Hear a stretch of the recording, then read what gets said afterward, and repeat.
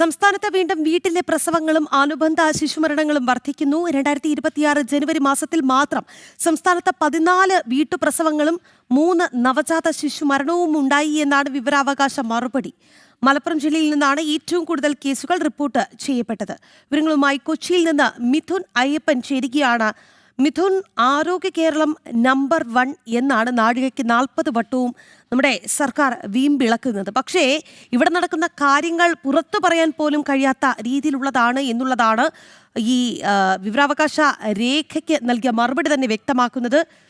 വീട്ടുപ്രസവങ്ങൾ ഇനിയും ഇതൊന്നും ഇപ്പോഴും ഇതൊക്കെ ഇവിടെ നടന്നു പോകുന്നു എന്നുള്ളതാണ്. അനുബന്ധ ശിശുമരണങ്ങളൊക്കെ തന്നെ നടക്കുന്നു.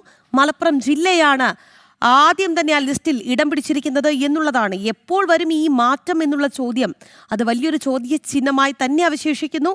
എങ്ങനെയാണ്, എന്തൊക്കെ കാര്യങ്ങൾ വിവരാവകാശ രേഖയ്ക്കുള്ള മറുപടിയായി നൽകിയിരിക്കുന്നു?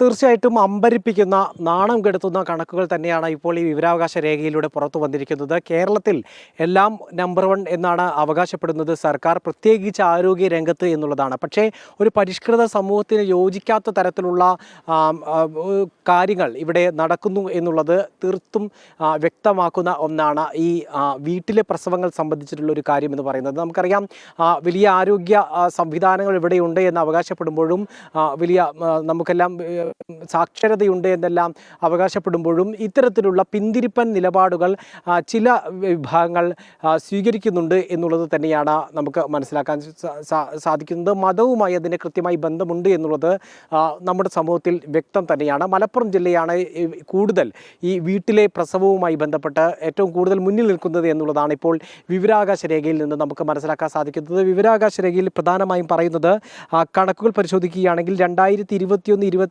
കാലഘട്ടത്തിലാണ് ഏറ്റവും കൂടുതൽ വീട്ടിൽ പ്രസവങ്ങൾ നടന്നിട്ടുള്ളത് എന്നുള്ളതാണ്. 586 പ്രസവങ്ങൾ നടന്നു. 2024-25 428 പ്രസവങ്ങളും 2025 188 പ്രസവങ്ങളും 2026 ജനുവരി മാസത്തിൽ മാത്രം, അതായത് ഈ വർഷം ജനുവരി മാസത്തിൽ മാത്രം 14 പ്രസവങ്ങൾ വീട്ടിൽ വെച്ച് നടന്നു എന്നുള്ളതാണ് മനസ്സിലാക്കാൻ സാധിക്കുന്നത്. അതിൽ 3 മരണങ്ങൾ കൂടി സംഭവിച്ചു എന്നുള്ളതാണ് നമ്മളെ ഞെട്ടിപ്പിക്കുന്ന ഒരു സംഭവം.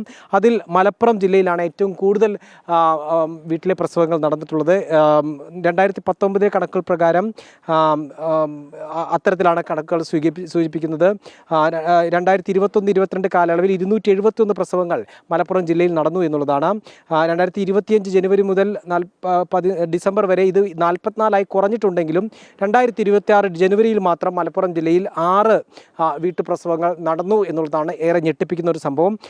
മറ്റു ജില്ലകളിലും ഇത്തരത്തിലുള്ള, അതായത് ഇടുക്കി, തിരുവനന്തപുരം, വയനാട്, എറണാകുളം, പാലക്കാട് ജില്ലകളിലെല്ലാം ഇത്തരത്തിലുള്ള സംഭവങ്ങൾ ഉണ്ടെങ്കിലും, പത്തനംതിട്ടയിലടക്കം ഉണ്ടെങ്കിലും അത് വളരെ തുച്ഛമായിട്ടുള്ള കണക്കുകൾ മാത്രമാണ്. പക്ഷേ ഏറ്റവും വലിയ കണക്ക് മലപ്പുറത്ത് തന്നെയാണ് എന്നുള്ളതാണ്. ആരോഗ്യ സംവിധാനങ്ങൾ അല്ലെങ്കിൽ ബോധവൽക്കരണ സംവിധാനങ്ങൾ, സർക്കാർ സംവിധാനങ്ങളെല്ലാം ഇത് സംബന്ധിച്ച് സമ്പൂർണ്ണ പരാജയമാണ് ഈ കാര്യത്തിൽ എന്നുള്ളത് എടുത്തു പറയുന്ന ഒന്ന് തന്നെയാണ് ഈ പുറത്തു വന്ന കണക്കുകൾ സൂചിപ്പിക്കുന്നത്. നമുക്കറിയാം, നേരത്തെ ഈ വാക്സിൻ വിരുദ്ധമായിട്ടുള്ള ചില ക്യാമ്പയിനുകളെല്ലാം തന്നെ ഈ മേഖലകളിൽ നടന്നിരുന്നു.